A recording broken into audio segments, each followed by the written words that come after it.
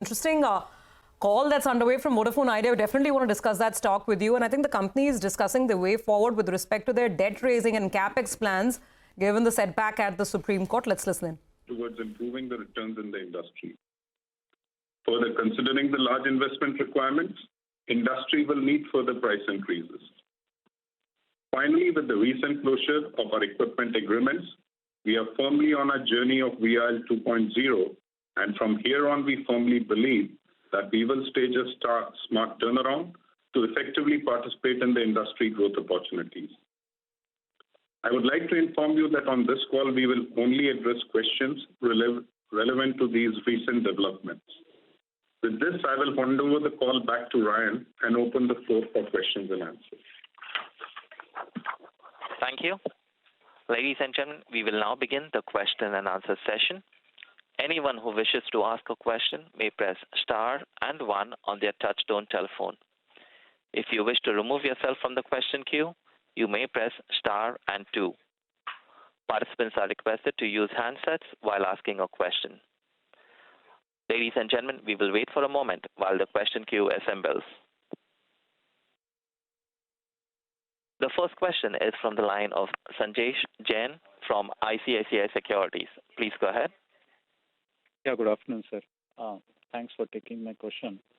The first one is on the AGR Supreme Court ruling. Is there any further possibility for us to pursue this, or this ends any effort on the relief side for the AGR liabilities?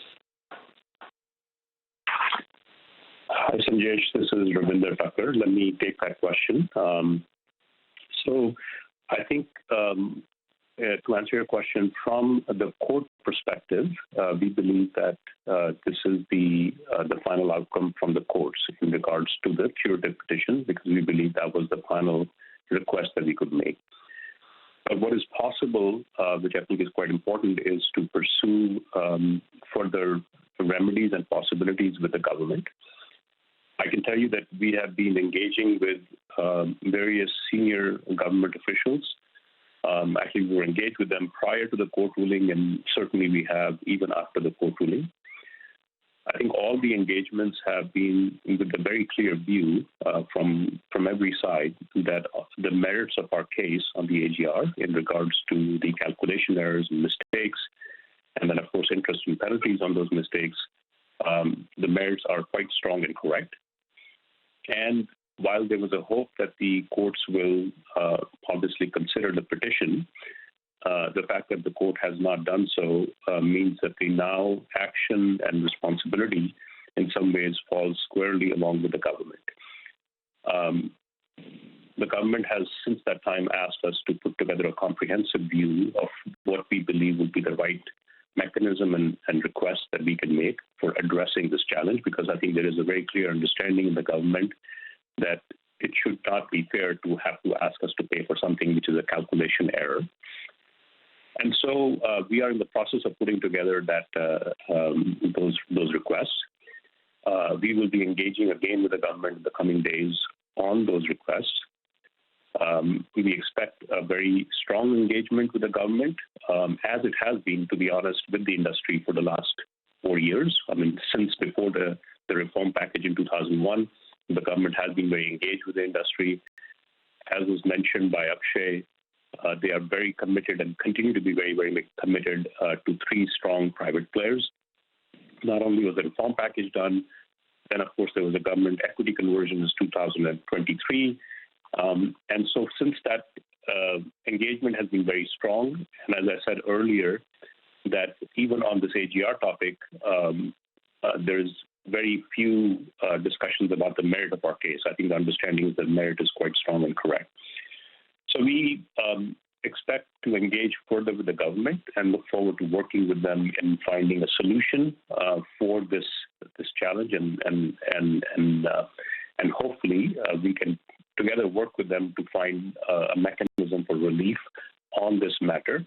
And we strongly feel that that is very possible, given the engagement from the government, given their point of view on what is the right thing here. We expect to still continue to pursue that. Obviously not in the courts, but not directly with the government. Got it. That's clear. But will this require any change in the regulation to be completed, or this is possible in the course of the event, like relief package, what we have seen earlier? Sanjesh, I think it's a bit too early today to talk about the mechanisms. We believe that the government of India has many levers and mechanisms by which they can address the situation. So I would like to speculate on what can be used and what are the possibilities. But we know that there are several options and several possibilities. Of course, the intent is to find a way which works the best for everybody in the industry, as well as a solution that is fair for all the participants in the industry as well as fair for the government as well. So I won't speculate on the mechanism, but certainly I think that we know that there are several mechanisms by which this can be addressed. Fair enough. That's pretty much clear. One, Akshay, you said that the cash flow which business will generate will largely go into paying the liabilities to the government. What about the current liabilities which is outstanding for that? How are we planning that payout? So I think basically the liabilities which we have today, one is the bank loans, which I said is about 48 billion.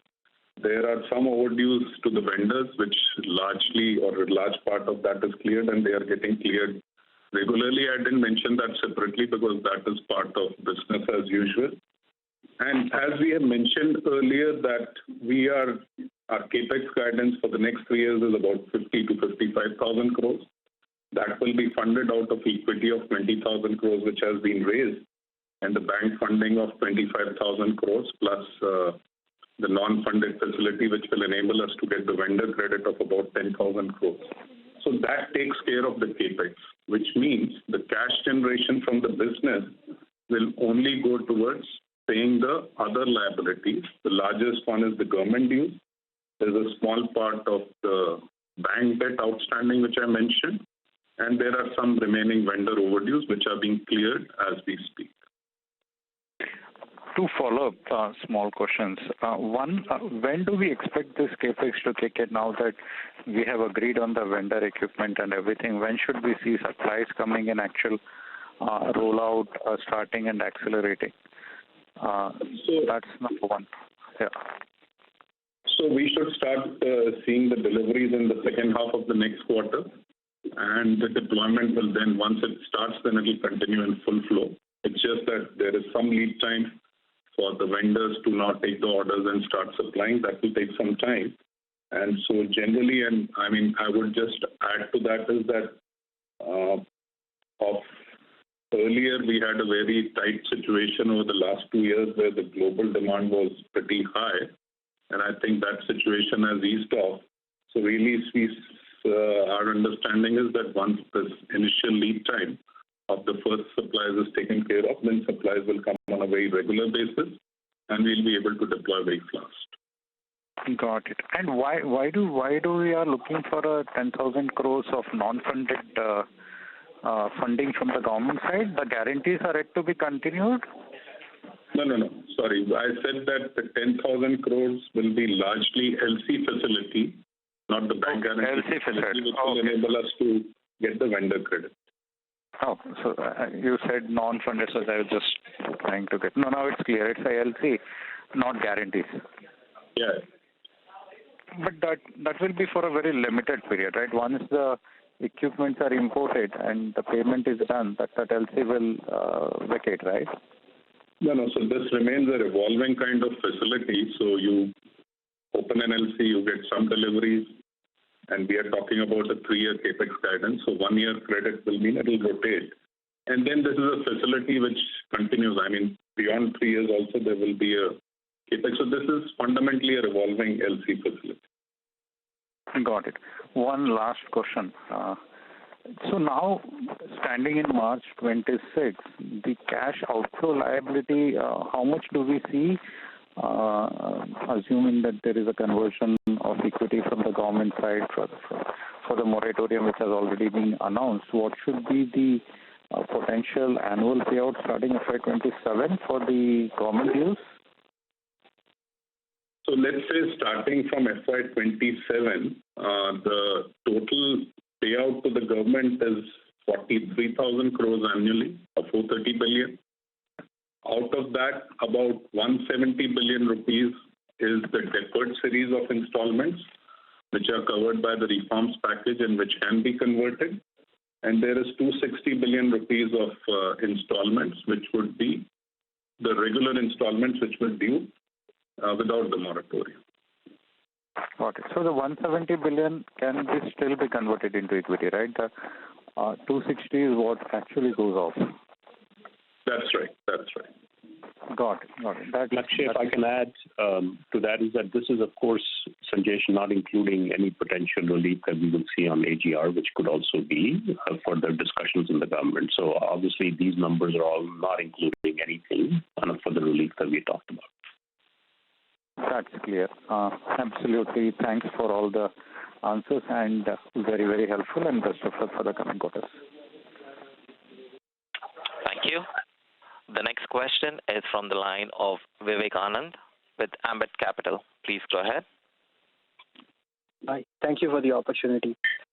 So the capex that you announced recently covers 300 of the 550 billion rupees that you want to action. May I know what part of the three goals that you had set for your 550 billion capex gets covered in the current contract? That's question one. I'll ask the second question after you answer this one. Thank you. Okay, well, basically that's the Vodafone idea, and we'll sort of keep going back to it. Our team is listening in, but. Well, thanks so much for tuning in to CNBC-TV18. Make sure you follow us and stay updated on all our social media platforms.